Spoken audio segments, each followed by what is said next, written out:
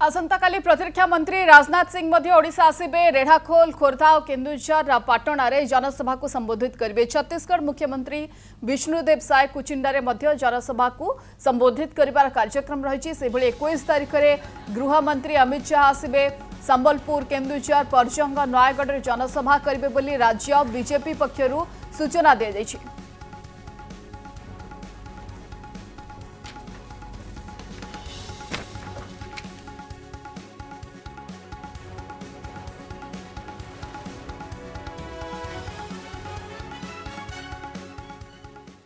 राजनाथ सिंह जी आसंता काली तीनोटी जगार साधारण सभा करेंगे।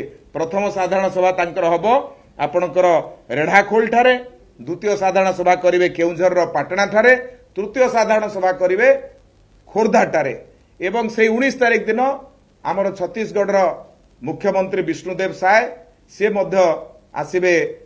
आपणकर कुचिंडा आसबे, कुचिंडारे गोटे सभा करेंगे। एवं बड़ कथा होची 20 तारिख दिन भारत वर्षर यशस्वी प्रधानमंत्री जहाँकर ओडिया लोकंक पई चिंता अछि, जगन्नाथंकर परम भक्त से मध्य 19 तारिख दिन संध्या बेले भुवनेश्वर आसिक पहुंचे एवं ता पर दिन सकाळे 8टा बेले पहुंचे पुरी रे जगन्नाथंक दर्शन करबा पई जिवे। जगन्नाथंकर परम भक्त जगन्नाथंकर आशीर्वाद।